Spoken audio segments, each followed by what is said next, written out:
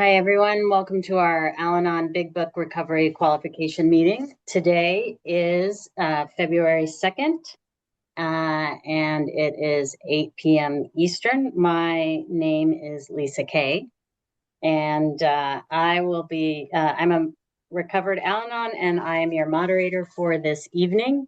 In order to set the tone for this meeting, I ask we bow our heads in a few moments of silent prayer and meditation to be followed by the Serenity Prayer.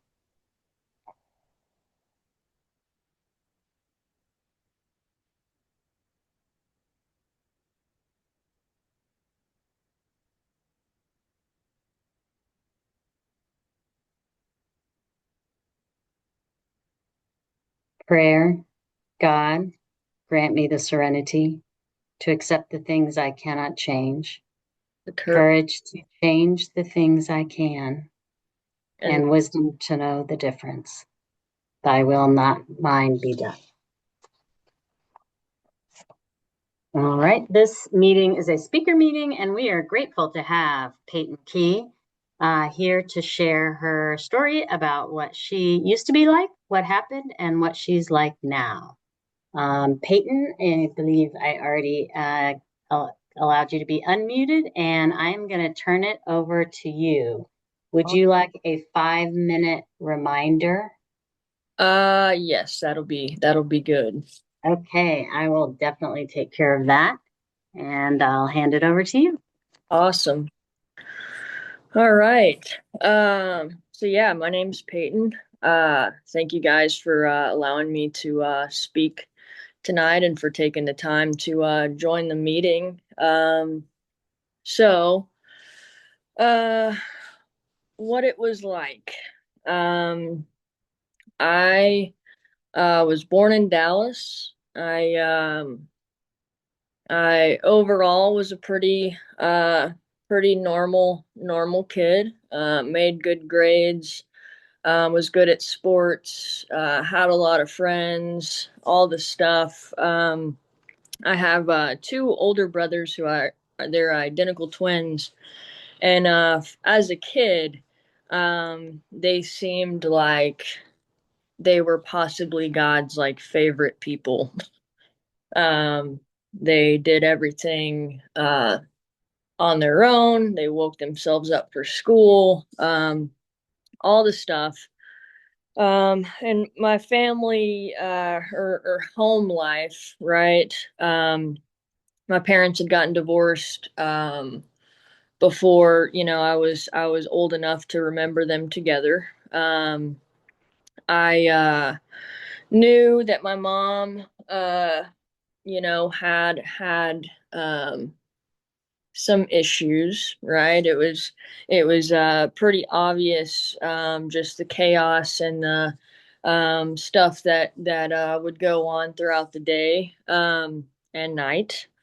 Um, so I lived with my mom. My dad worked a lot, drank very alcoholically, um, and so growing up, I always kind of just felt out of place, right? I always, although outwardly I was able to be and fit in, right?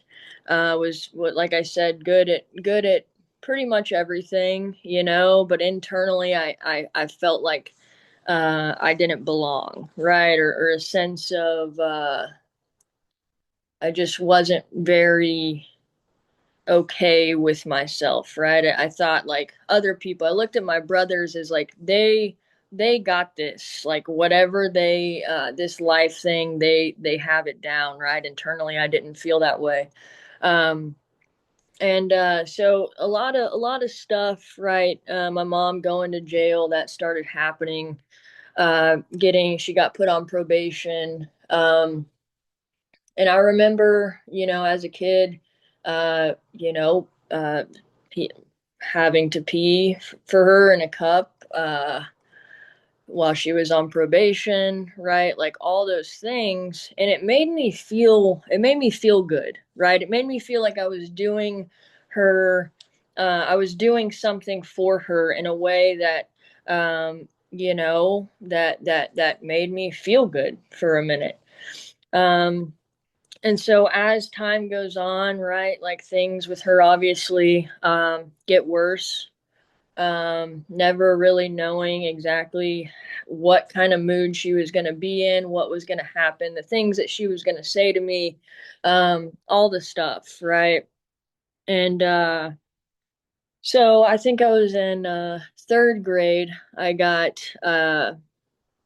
taken away, or CPS had visited quite often, right at this point. Um, and I was kind of taught on what to say and things to say and how to kind of get around that. Which again, right, that feeling of me doing something for her. And so eventually, they came to my school. I thought that I was going to get out of school early that day.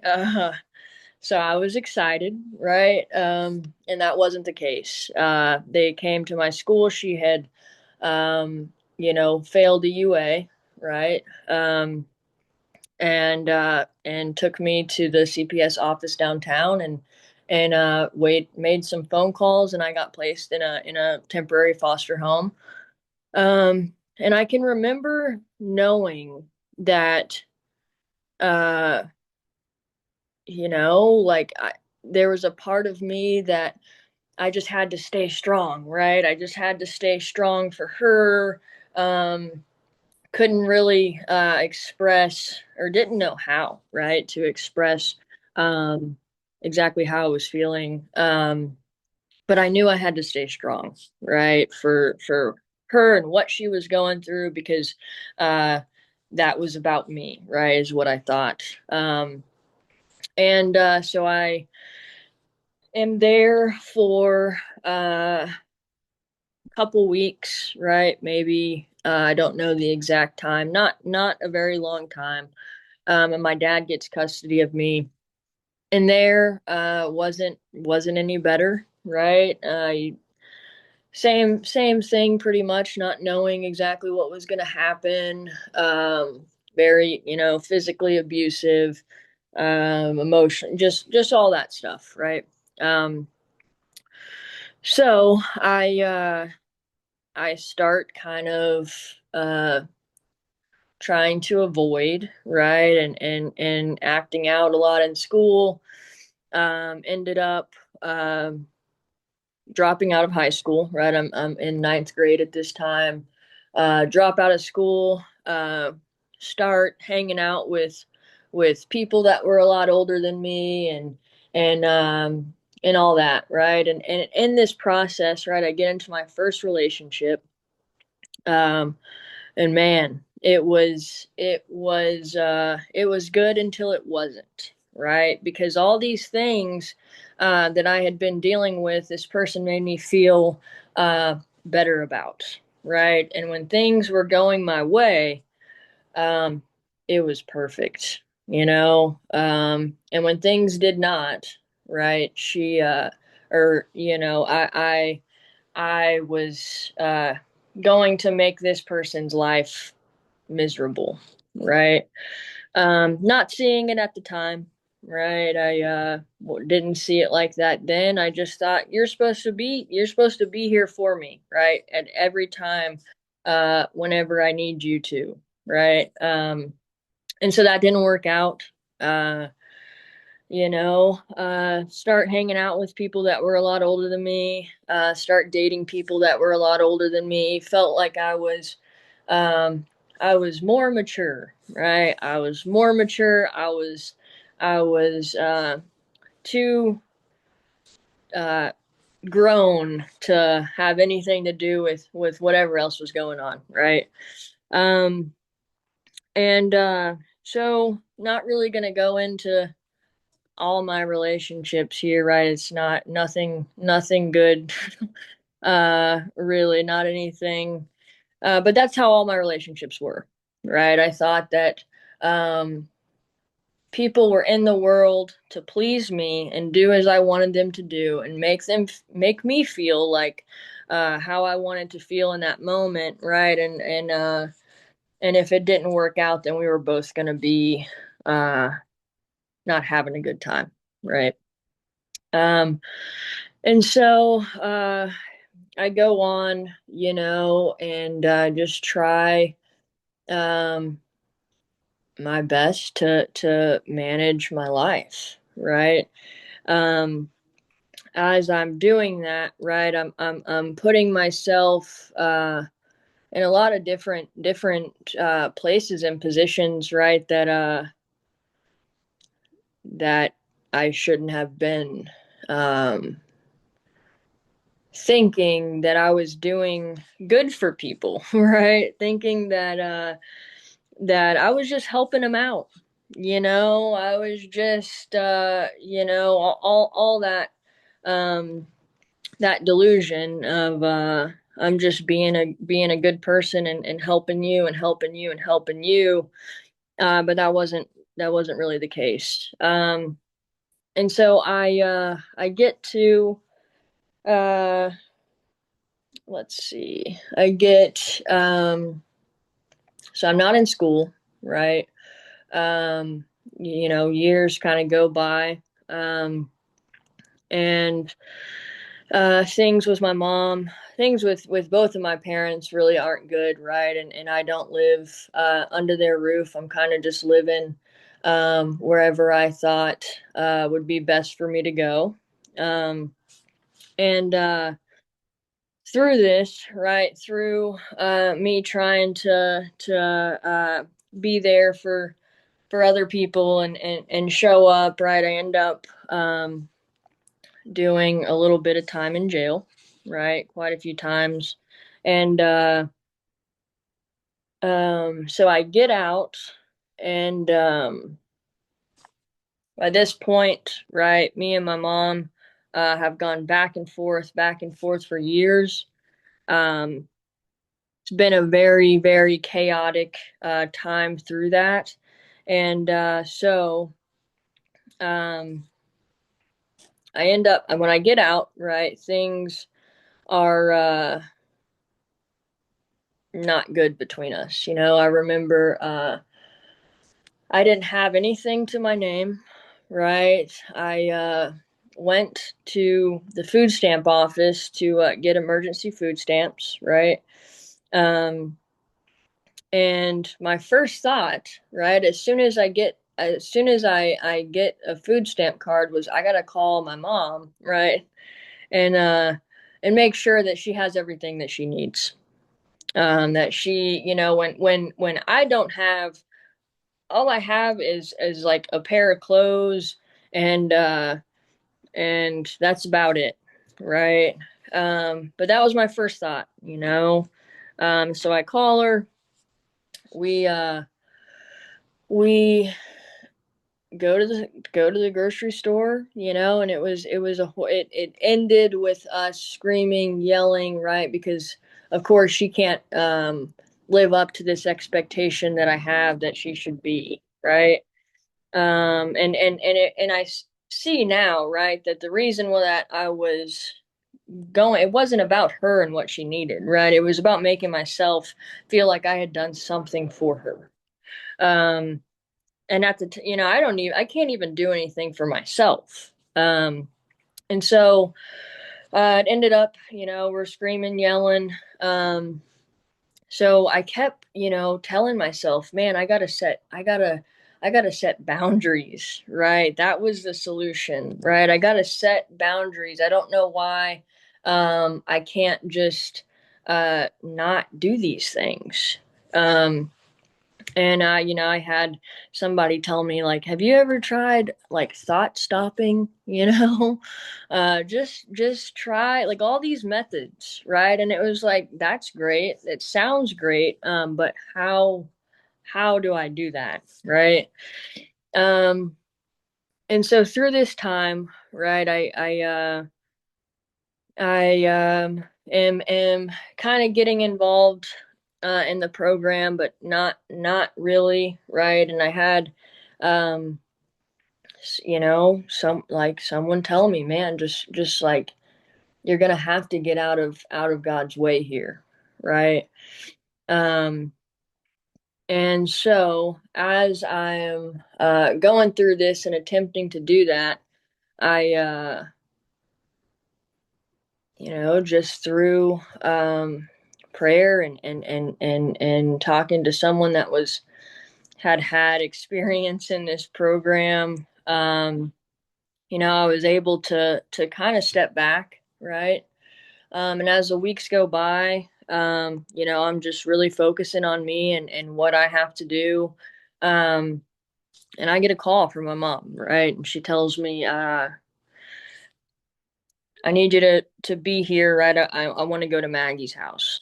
Um, Maggie's house is a place here in Dallas, and she had been there before, right? So in the back of my head, I'm like, okay, well, here we go. Here, like, I will show up, but I'm not making I'm not having that expectation that things are gonna go well, right? And so I pick her up. I'm there in that next morning, drop her off, and as I'm dropping her off, she's trying to talk me into to this isn't the right decision, and I just go as quickly as I can out the door, right? Um, and it was painful, right? Because I didn't know exactly what was going to happen, or if that was going to, what, and I, again, like that feeling of I just have to do something for her, right? And oh, well, she's, in my head, I'm thinking, well, she, is going through all this and stuff. So I just drove away, right? Called a friend of mine and got a few phone calls that next week, her asking me to pick her up, right? And I just had to, you know, uh, it got to that point where it was like, if you're, uh, gonna do this, you're gonna do this. But if you want to leave, you can walk home. Um, and so she gets out, right? And again, I'm not having any expectation. Um, and she continues to follow the path, right? To follow the path that's in the big book. Um, and at that time, I hadn't fully worked an Al-Anon program. I knew some people that had, um, and but it was like this experience that I had, that I saw God working through that, right? And I knew that there had to be something that was working, right? And it was like one of those big moments where uh I knew that I really didn't do any of that, right? um and so I shortly after, I'm doing a lot better than I was. I'm living a pretty, life with purpose, and things are going good, right? I have a good job. My mom's sober, right? um and and I get into a relationship, right, with another alcoholic, of course. Um and through this, right, I started.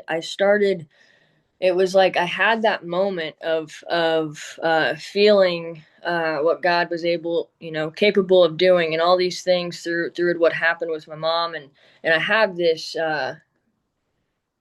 what it seems, like a connection with this power, right? And then I get into this relationship, and whatever I had to do to make this person okay, right? It became more important than what I had going on, right? And so I start to kind of slip back. I'm noticing myself doing all these things again, right? And I'm becoming just miserable, right? And so at that time, it was suggested of me to go to a primary purpose group, the Tuesday night Al-Anon meeting there.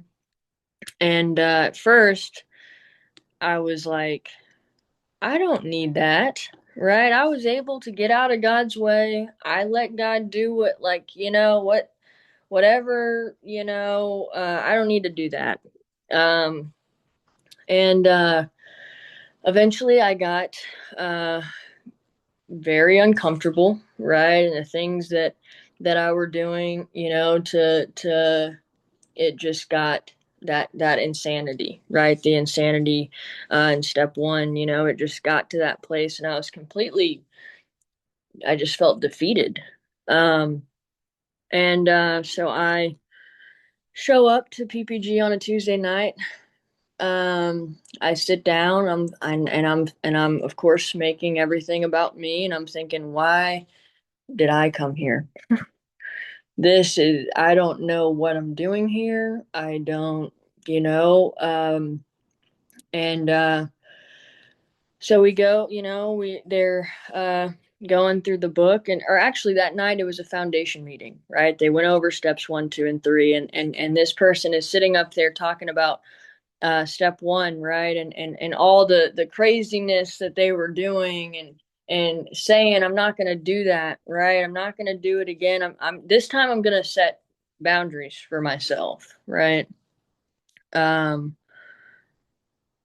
and they weren't able to, right? And listing all these crazy things, calling over and over again, right? Showing up, uh, pleading, all this stuff, right? And I was like, okay, yeah, uh, that sounds familiar. Um, and so after the meeting, I talked to a woman, uh, or I guess she talked to me, right? Because I was not I was trying to kind of get out of there. But we sat down, and she told me, or asked, right, like, does this like sound familiar? Is this like, I'm gonna share something that I've gone through, and you tell me if it sounds familiar, right? We ended up talking for 45 minutes to an hour. Um and it was like, oh, okay. Yeah, this makes a little sense as to why someone suggested me get my butt up here, um so I we exchanged numbers, right? And I go on about my day, right? Maybe a week or two go by of me just trying to figure things out on my own, to set those boundaries. um And then maybe, like I said, a week or two later, the day comes where I'm at work, right? I'm not able to focus on my work because all I can think about is, why can't this person answer my text message, right? What is it?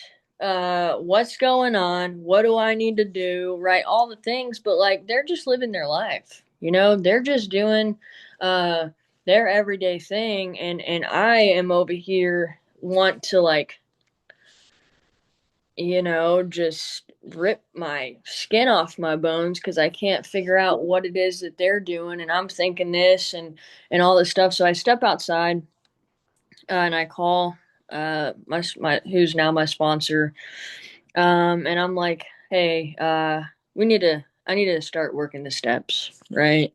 This is what's going on. Like, what do you want me to do?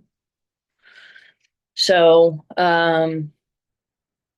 we talked for a minute, and I think we met, uh, that sometime during that week.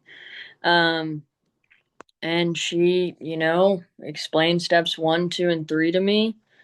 And I found that, I knew, um, after having that experience of, like, okay, well, I thought that, um, I was able to get out of God's way, and I thought, and I tried all these different methods, right? I knew exactly that step one was my truth, that when I when I start overthinking about something, or thinking about how I could fix somebody else's emotion or feeling, right? Like things go bad, and I end up um, doing things and that are completely insane, right? To do, thinking that I have some kind of power to change, right? What that person or this person is doing.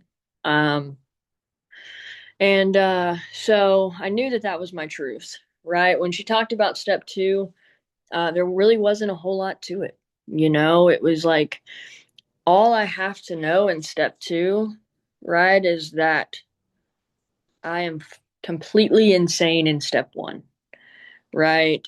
That when it talks about being restored to sanity, if I don't completely know that I'm insane, then why would I need to be restored to some kind of sanity, right? Um, and I knew, right, that there was some power that was working in this woman's life that was sitting in front of me, right after us sitting down and her telling me about her experiences, right, and how her relationships were in the past, and how I knew that this woman sitting in front of me, for one thing that I noticed is she wasn't ever in a rush, right? She never was in a rush to trying to be anywhere. She was always like in the moment. And that's something that I hadn't done in a while, right? Um, and I knew that there was some power working, right? She'd been married, happily married for 7 years, and there was some power that had restored her to sanity. And I just had a little bit of hope that the same power that was working in her life could work in mine, right? Because, growing up, I grew up Christian, not because I was born into a Christian family, but as I got older, the idea of God just seemed like if there was a God, yeah, I tend to make everything about myself, right? So if there was a God, he what did he want with me, right? What and so that's how I viewed it, right? But when I sat down in front of this woman and I saw the power working in her life, I could have some hope and some willingness uh, that it could do the same thing for me, right? And so we went on to step three. Um, Again, there wasn't really a whole lot in step three. I was at that point, like that jumping off place, right? That it talks about where um, I knew that if I didn't do something about this, that I was never gonna be, I wasn't gonna live long and happily in this world, right? That was gonna continue to be my experience, because that's what it showed to be. And so we went outside, we got on our knees and said a third step prayer. Um, and, right after, she's like, okay, well, now you got to get busy, and so she gave me all the stuff for the columns in step four, right? And so I started on my resentments, right? The first resentment, of course, right, was my mom. Um, so as I'm going through this, right, we end up, I don't know, it was maybe 2 weeks, 3 weeks or something after we had met and did my third step, uh, that we met and planned for my fifth step, right? And as we're going through it, I was kind of excited on the way, thinking that like, oh yeah, this she's gonna know why I am the way that I am once I like tell her this stuff, right? And that wasn't the case. But my first resentment um, was my mom, right? And she verbally, emotionally abused me, right? She was drunk, right? My whole childhood, um, all the CPS stuff, right? All these different things, right? And quickly, after I started telling her my fifth step, it kind of like turned on me. You know, it was like she started asking me these questions, right? About, um, I think one of the first ones was, well, how did your mom grow up, right? Um, and where, what were you doing in this time, right? And after we got done talking about it, I kind of was like, oh, okay, I see where this is going, right? And and she asked, "Do you think if you were in her position, you could have done any better than what she was given?" No, right? Not even a little bit, you know? And then getting, you know, like prior to this, right? Like um understanding the book, right? And what was happening with her.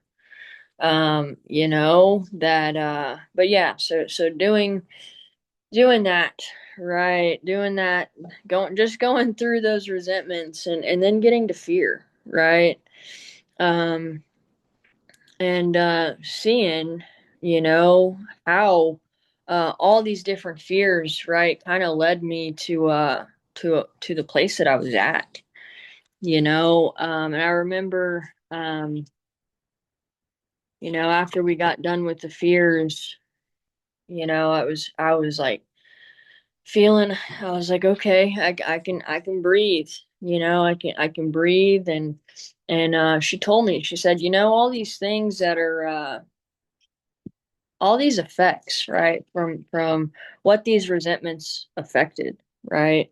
My self-esteem, my security, my ambition, personal sex relations, right? All these things. And I was like, well, yeah, you know, what about them? And she said, you know, these things are supposed to come from God, right? They're intended to come from God, right? From and all this time you've been placing these things on other people. Whenever she said that, it was like my mind uh, was like blown, right? Because I was like, oh, yeah, you know, and where did that get me, you know? Um, and then we went, you know, did the sex inventory, the relationship inventory, and I just remember uh feeling like God's presence through that, right? And I remember hearing, you know, and it wasn't the first time, you know, I can say that I did a four step, right? But that time, um, I heard the truth, right? I heard the truth about what was actually happening, and I wasn't living like in this delusion of being the victim to all these different people, right? To I heard, and it was like on the drive home, I never felt like peace like that, you know. And like I said, I had done four step, or you know, a fifth step before. um and I never, it was exactly when I needed to hear it, who I needed to hear it from.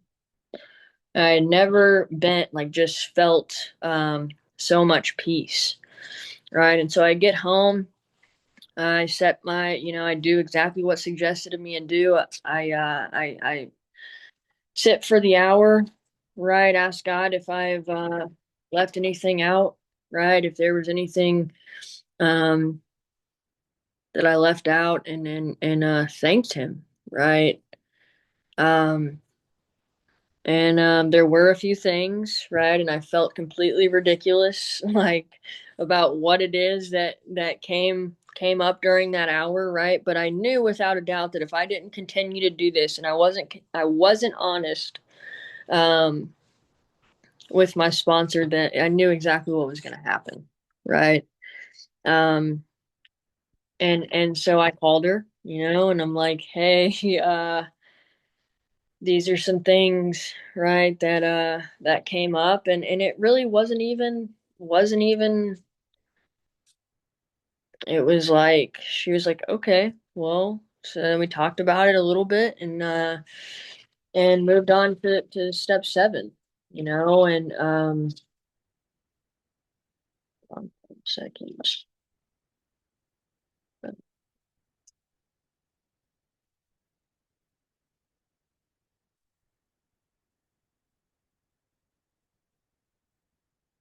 Um, yeah, so I moved on. Um, and some of these things, kind of like there were some things that man, right? It was like these are things that um I had for so long that I wasn't even aware of, right? And now you want me to like do what? um I said the 7-step prayer, and um again, it was like one of those times where it was like, okay, well, now, like, we've done this, right? You've gotten some truth, you've gotten some peace, but now, there's more to be done, right? So, am I willing to do that? You know, um, and so I start making a list of people that I had harmed, um, and it was kind of overwhelming, to look, and it's like, okay, well, how is this going to happen, right? And so I called my sponsor and I was like, this is what I've got. She's like, okay, pick 5 people that you're able to make an amends to now, um, and we'll talk about them, and so I did that. Um, Looked at 5 people. One of the first amends that I made was to my brother, my older brother, right? And there was a lot of things that I did to harm them, right? Throughout this, they're trying to be helpful, right? Is what I told myself, to try to arrange life, right? To suit my needs and what I needed. Um, and I never when I had him down, right, and what I had done to harm him, um and talked to my sponsor about it, it was like, man, you know how, even then, I was like, how is this gonna work, um and so, the first chance that I get, I got to make that amends. And the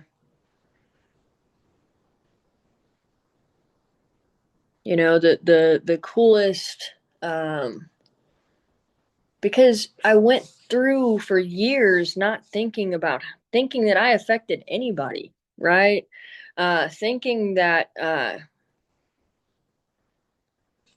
you all had to do what I needed you to do, right? And so that, I left that night, and I owed him some money, right? He wasn't willing to take it, so it was suggested of my sponsor to continue to put put that up, and the thing about it is, like, he has a family, right? He has a family and a kid to worry about, you know um and so it's been, just being able to do that, right? And to be disciplined enough to put that money back, um every week, not for myself, right? And definitely looking forward to seeing what happens through that when it's time for me, when I have enough saved up. um and then step 10, right? This is where I didn't know. I don't think anybody exactly just knows how to do this. But there were a lot of things that um, would come up, right? And my sponsor kind of walked me through that, and so in step 10, right? Like I'm throughout my day, right? I'm continuing to get out of God's way, right? At this point, I have a conscious contact with God as a result of doing this work, right? But in step 10, I'm continuing to uh, to get out of God's way, right? And to look at the world and God's children differently, right? I remember one of like the first at first. One of the first 10 steps I made was I was on my way to my partner's house and got a text that she had already cooked dinner and ate dinner, right? And it seems petty, Um, but I called I prayed and I called my sponsor. Um, and she didn't answer, and I left her a voicemail, and it was like, hey, I'm resentful at so and so, right? Because they didn't offer if I wanted anything to eat, and as even just doing that, right, and getting off the phone, um did I like understand that it's not her job, right, to take care of me and do what I want her to do, right? I'm a grown adult. God has given me exactly what I need in order to take care of myself, right? And so it's like I went over and we had a great night, and I never thought about it again, And even now, it's like that has been removed, and that continues to happen as I continue to 10 step, right, and get God involved in these things that um, block me, that block that connection. Um, and step 11 and 12 is something that I do on a daily basis. Step 12, um, having had a spiritual awakening as a result of the steps, we tried to carry this message to alcoholics and to practice these principles in all of our affairs, right? Any way that I can, carry the message. But really, practicing these principles in all of my affairs. What I always tended to look over that, right? Because like, oh, here at work, right? I'm able to do this, right? With some days with my family, I'm able to do this, right? But that's not what it says. It says to practice these principles in all of our affairs. And yeah, so today, my mom has been sober for over 18 months. She actually on her 18 months, she called and for a while, I would go and to the birthday night that they had and be there when she got her chip. And there were some times I wasn't able to make it, and but she called me before the night before and asked if I would introduce her, right? And instead of getting irritated, right? Because that's what used to happen. It was like I remember people telling me, why can't you just like, aren't you glad? Aren't you grateful that she's not in that place anymore? And it was like, well, yeah, like, of course. But like internally there was something that I wasn't, because she was okay, right? Because she didn't need anything from me, right? And then I see it in retrospect now, right? um but man, when she called and she asked me, if I would do that, um I felt like honored, I felt like she she is asking me to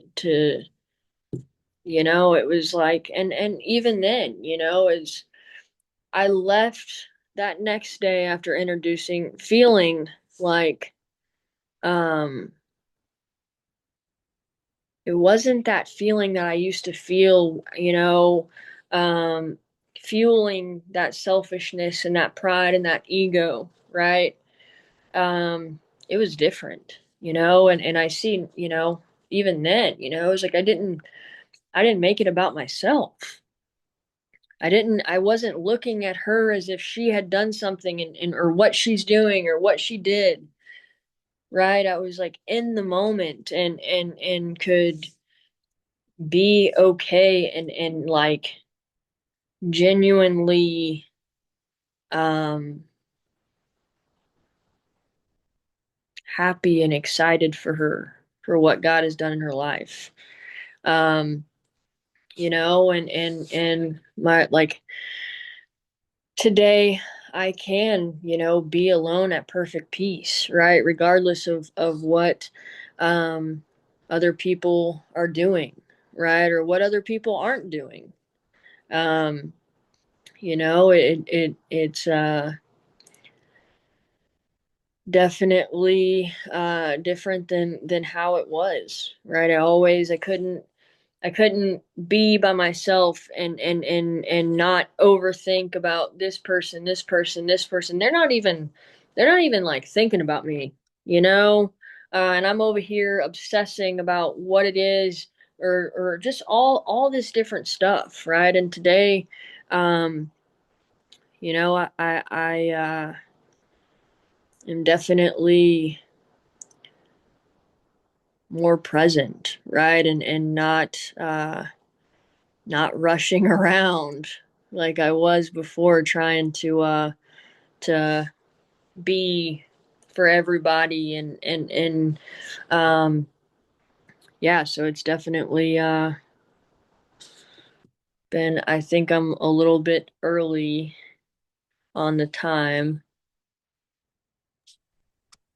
Let's see, we are about 7 more minutes, but we can, do you have anything else to say? You No, want- no, just yeah, Great. guys, All for right. Well, thank you so much, Peyton. Gosh, there was just so much good stuff in there. I was taking notes, and I loved the practical step journey that you outlined. And then I also loved the connection to some of the outcomes that have happened in your life, and through the hard work that you have done, along with your good sponsorship and your higher power. So, again, so grateful that you are here to share that with us. Um, can I get you to leave your contact information, if you wouldn't mind? yes, I will do that.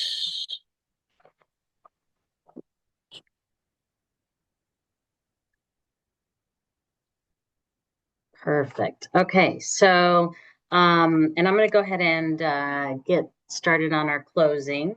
Seventh tradition: every group ought to be self-supporting, declining outside contributions.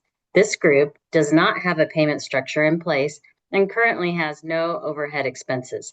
If you would like to fulfill Tradition 7, please send contributions directly to the Al-anon World Service Office by visiting alanon.org. For questions about this meeting, and I'm actually going to put some of these in the chat. No, that's not it. Sorry. I am going to go ahead. There's a couple of there's an email address, a website, and where to get our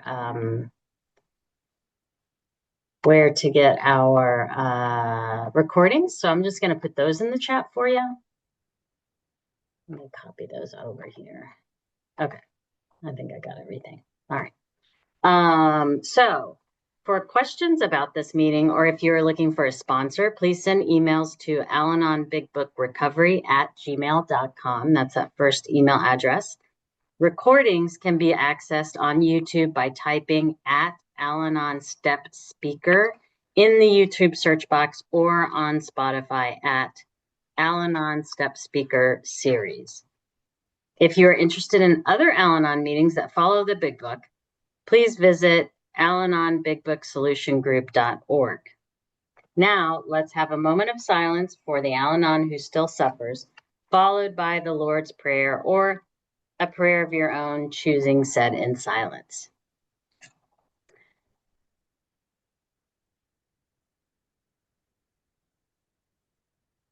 The Lord's Prayer. Our Father, who art in heaven, hallowed be thy name.